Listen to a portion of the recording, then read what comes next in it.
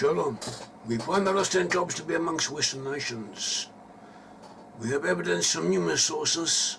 The most important source is the Bible. The Bible, that is the Hebrew Bible, proves it. The Bible has proofs referring to the lost 10 tribes in the future, in terms that can only describe nations in the West, especially the English-speaking peoples, but also the others, including Finland, Sweden, Denmark, Norway, the Netherlands, Belgium, France, Switzerland, Ireland, Northern Ireland, Scotland, Wales, England, and the offshoots such as the USA, Canada, Australia, New Zealand, South Africa.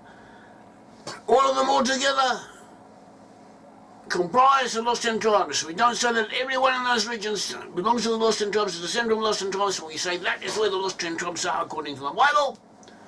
And this stands the reason that a good portion of the people living there are descended from lost 10 tribes, even those who came from other areas, such as the Germans, people who came from Germany to the USA in the 1870s, 1880s, and others, Italians and so on. They all came from areas where historically members of lost 10 tribes have settled and they moved out, and certain indications exist that show us or seem to prove that those who moved, those who went out of their places, of the places they were in, and went to the USA and went to other regions, were descended from lost 10 tribes, whereas those who remained behind were not. At all events, this is in accordance with biblical prophecy, biblical indications, and this is what we have. And we confirm these findings through linguistics, through mythology, through numerous fields of study, including comparative cultural and social phenomenon, and so on. At all events, the basis of our studies of what we believe in is derived from the Bible, and the books of the Bible, and one of the books of the Bible is the book of Obadiah. Obadiah in Hebrew, Obadiah. Book of Obadiah is one of the books of the Bible. It's a small book, possibly the smallest book in the Bible. It's one of the 12 minor prophets, 12 minor prophets. They're called minor prophets because their books are small compared to the other books of the prophets, such as the larger prophets, Isaiah, Jeremiah, Ezekiel, and so on. And Obadiah is one chapter, comprises one chapter. Most of the book of Obadiah is a prophecy against Edom. Obadiah himself was a descendant from Edom according to tradition, and he was a convert according to the Talmud. We don't know, but perhaps this is correct. He came from Edom. Edom was also known as Esau. Esau was the twin brother of Jacob. Jacob was renamed Israel. Esau was the forefather of the 12 tribes of Israel. So Edom is another name for Esau. And Edom created a small country, a small polity to the south and southeast of Judah, to the southeast of the tribes of Israel, but also had ruling elites, small military groups in many other nations throughout the Middle East, also in Babylon, also in other areas. We find them in other places. Historically, we relate them to people who took control of Germany, of Russia, of ancient Rome, possibly of numerous other countries as well. And there are historical proofs and indications that back this up. It's not just imagination. There is something backing it up. There's historical sources for this. And as for Germany, even though Edom did take control of Germany and became important amongst Germany, we also find in Germany settlements of Canaanites, people from ancient Canaan, especially in the west. Also, as we said, of Edomites, of descendants of Gomer the son of Japheth, son of Noah, and also descendants of Magog, son of Japheth, and others. So Germany is a mixture of different peoples. So also, as we said, Israelites sat there at one stage. In the 1870s and 1880s, they moved out. They mainly moved to the USA and other regions. And Obadiah speaks of this, and most of the book of Obadiah he describes how Edom was a small nation that had become powerful and exalted itself as an eagle, set itself up above everyone else. In the end time, Edom will face destruction. Edom will be punished for having betrayed Israel and Judah, and for having killed and exiled the Israelites, and for having killed Jews from Judah. This is recorded in the Bible. Psalms 137:7 says, "Remember, Lord, what the Edomites did on the day Jerusalem fell. Tear it down," they cried, "tear it down to its foundations." The Edomites wanted to destroy Jerusalem, and they killed Jews within Jerusalem. Joel 3 says, no, verse 19, Edom a desolate waste because of violence done to the people of Judah, in whose land they shed innocent blood. Ezekiel 25, because Edom took revenge on Judah, became very guilty by doing so. And he also says, verse 14, "I will take vengeance on Edom by hand of my people Israel, and they will deal with Edom in accordance with my anger and my wrath. They will know my vengeance, declares the sovereign Lord." And in the last verses, Obadiah speaks not only of the destruction of Edom, but also of the restoration of Israel, and he refers to the lost 10 tribes. The lost 10 tribes were the northern section of Israel. Historically, there were 12 tribes of Israel. 12 tribes of Israel had divided into two. Judah was in the south. Judah gave rise to the people of Judah, the Jewish people. They comprised the tribes of Judah, Benjamin, Levi, and representative minority sections from the other tribes. Whereas in the north there were 10 tribes. These 10 tribes were taken into exile. Taken into exile by the Assyrians, and they never returned, they got lost. More than 100 years later, those who remained, Judah had remained, also taken into exile by the Babylonians, and they returned, and then they were taken into exile again by the Romans, and so on. At all events, the first exile of the Israel nations was that of the 10 tribes. So this is important because Obadiah speaks about it, as we will show. And we have the second last verse of Obadiah says, as translated in the King James Bible, which is similar to other translations in English that we found on the internet. Obadiah 1 KJB, King James Bible says, "And the captivity of the host of the children of Israel shall possess that of the Canaanites, even unto Zarephath, and the captivity of Jerusalem, which is in Sefarad, shall possess the cities of the south." That's what it says. Well, that's how it's translated.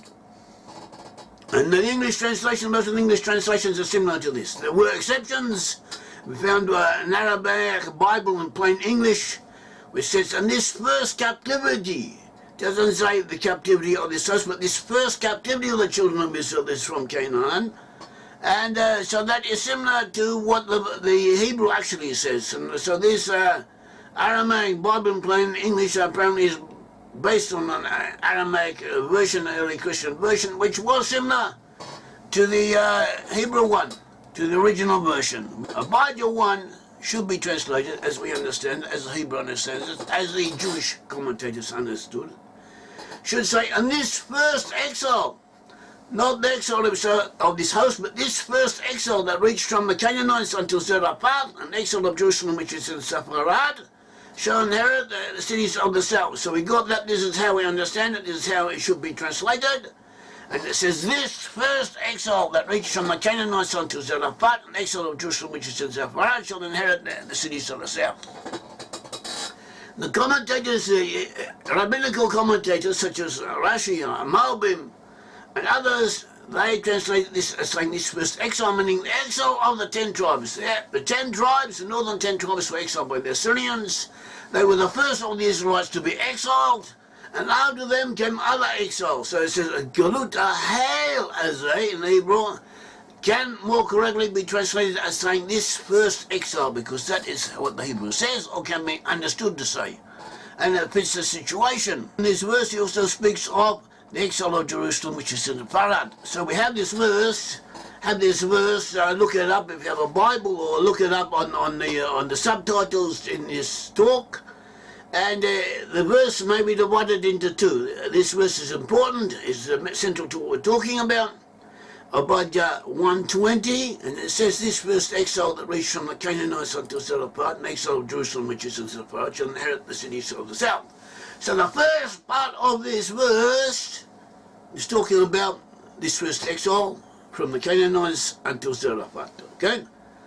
And the second part concerns the exile of Jerusalem, which is in the Sefarad, shall inherit the cities of the south. Sefarad has been given different interpretations, usually in modern Hebrew, in spoken history, spoken Hebrew, in traditional Hebrew. Sefarad means Spain. It's another word for Spain, and that's how different commentators understood it to mean. Babylonians, and then the Romans took exiles from Judah. They took them from Jerusalem. Many of them ended up reaching Spain. They went to Spain. And in Spain, descendants of David amongst the Jews were especially important because they had come from areas within the city of Jerusalem where descendants of David were concentrated.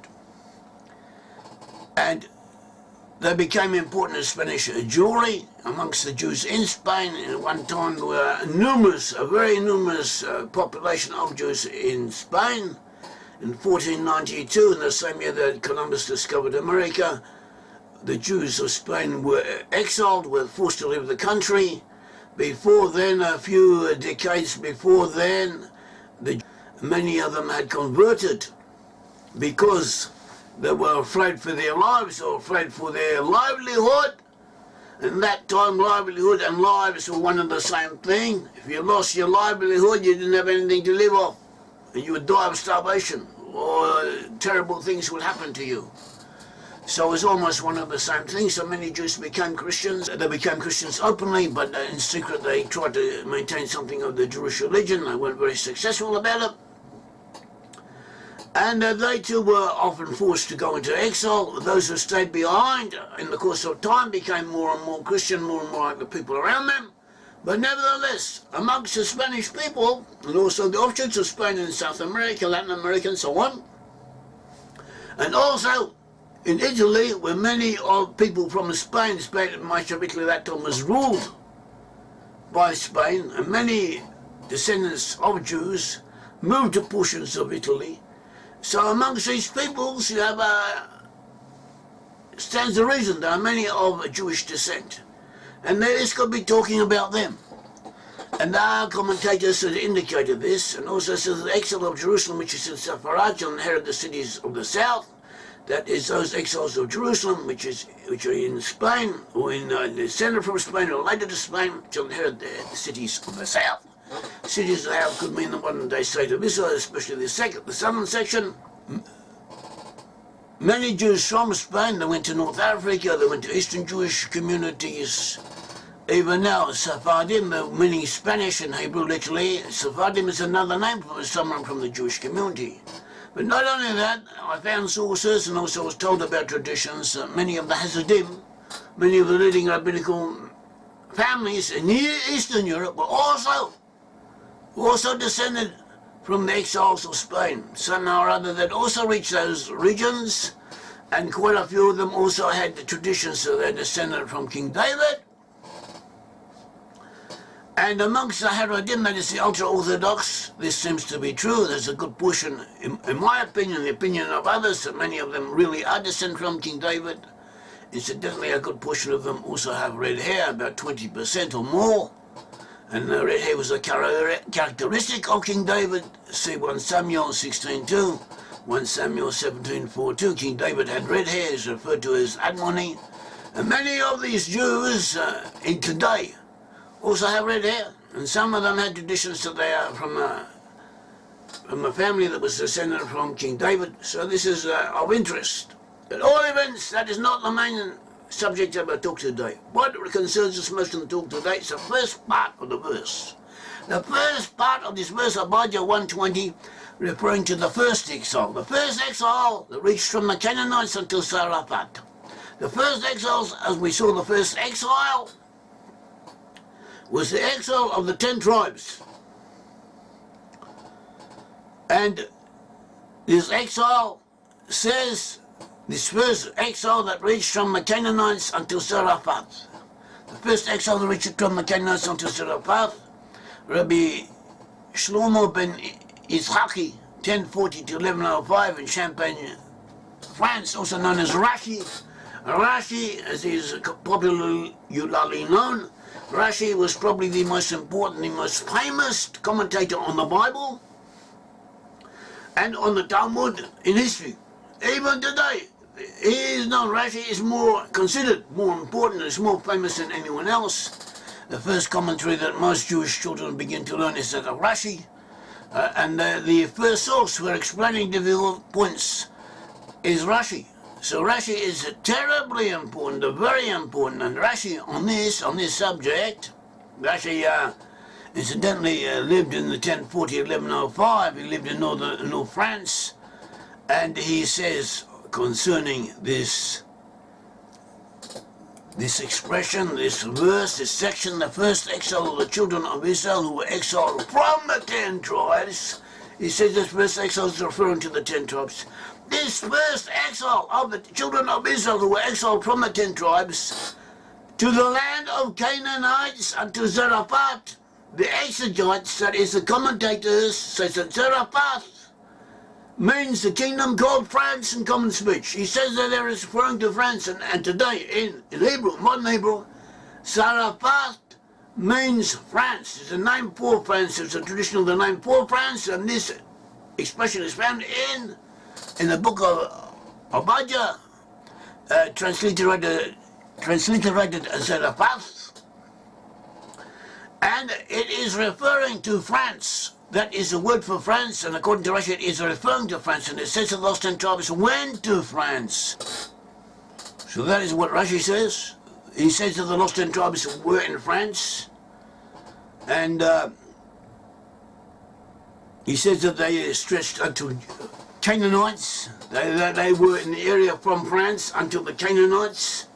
What is the Canaanites? The Canaanites mean Germany, according to other commentators or supplementary commentators.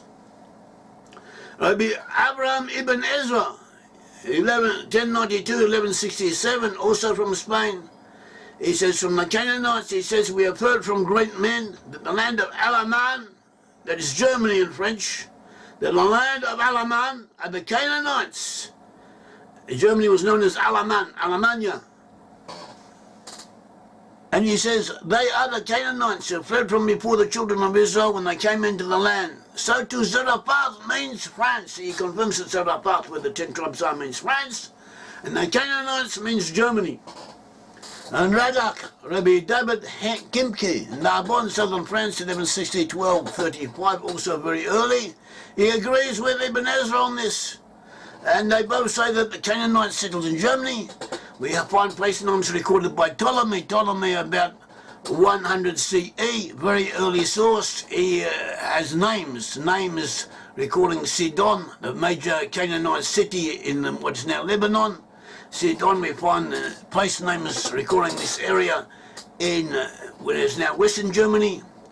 Theo Veneman, born in 1937 in Germany, is a linguist, he's an academic. He is leading his whole group, whole movement, proving that the ancient Germanic languages were in contact with Carthage, and Carthage was a city in what is now Tunisia, in northern Africa. It had been founded by people from Phoenicia, by Canaanites.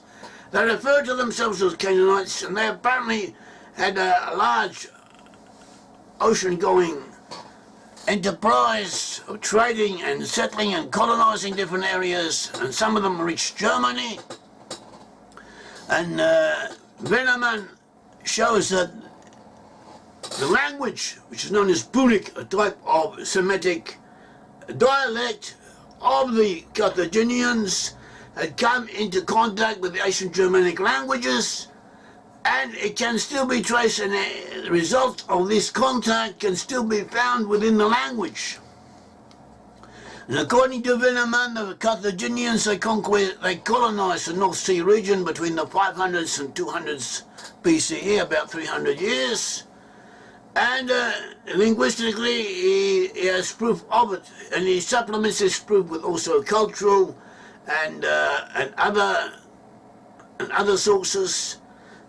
And there appears to be something what he is saying. John Calvin in 1509, 1564, he was a French theologian. He founded the Calvinist faith The Huguenots in French, a very important Protestant group, and also Presbyterians in Scotland, and other groups derive from his teaching, base themselves on his teaching, and he was quite an important person in his own right in the early history of the Reformation in Europe. He is French by birth, but he lived most of his life in Switzerland, and but he also wrote numerous works, numerous books and commentaries on most books of the Bible. And he quotes a source in Obadiah 1:20 where it talks about the Canaanites. He says, by the Canaanites the Jews mean the Dutchmen. So Holland is up there, bordering Germany, so it more or less supplements what we've been saying, doesn't contradict it, and it's worth taking into account. Timothy Murray in the USA, a friend of ours, the supporter of ours, he also pointed this source out to us. It's interesting. And according to the simple meaning of these verses, according to Rashi and the others, the lost 10 tribes were in France and areas adjoining it. In the time of Rashi, Belgium would have been considered part of TSARAFAT, part of France. There are opinions saying that what Rashi referred to as TSARAFAT in his time would have meant northern France, not necessarily the rest of it, even though nowadays the term TSARAFAT in modern Hebrew is applied to all of France as one country.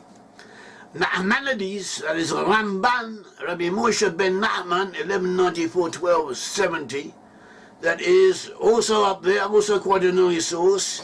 In his book of redemption, he talks about the vision of Obadiah. He says the house of Joseph, when Obadiah talks about the house of Joseph, he says that this refers to the 10 tribes who were exiled, 10 tribes who were exiled and got lost. And he says they are still in their place of exile, the exile of Zarephath and Canaan, which are in the farthest north. And in his terminology, the farthest north would have meant northern Europe. And so too, we have Don Yitzchak ben Yehuda Abarbanel, 1437-1508. He came from Spain. He was a descendant of David. He had a tradition in his family, was descended from David.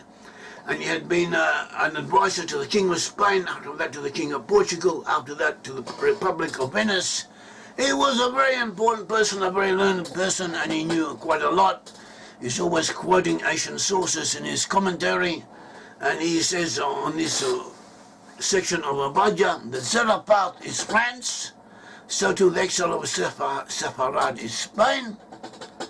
And do not be mistaken, because Zarephath, that is France, is spoken of, and Angleterre, that is England in French, and England is not recalled. For where too do the exiles go? That is also to England the exiles go. For lo and behold, that island is considered part of Zarephath, and in the beginning belonged to it. In the ancient books they call it the Isle of Zarephath, even though it later separated itself from Zarephath and became a kingdom in its own right. He is saying that England and Zarephath are one of the same country, and both referred to in the prophecy as Zarephath. So there too will be found the lost 10 tribes of Israel, which is what we have been saying. To summarize, Obadiah 1:20 is in fact prophesying concerning lost 10 tribes in the end times, speaking about the lost 10 tribes in Zarephath, reaching up into the Canaanites, meaning that whole section of Western Europe, Northwest Europe, as being the domicile of the lost 10 tribes in the end times, and including England, including the northern area, according to all of the commentaries taking them as one whole, complementing each other. And that is the picture we have. That's what the picture we have from these commentators. And this picture corresponds with what we find elsewhere in the Bible, according to the simple meaning of the biblical verses that we will discuss and expound upon in future talks, God willing. May the Lord God of Israel bless you. Thank you.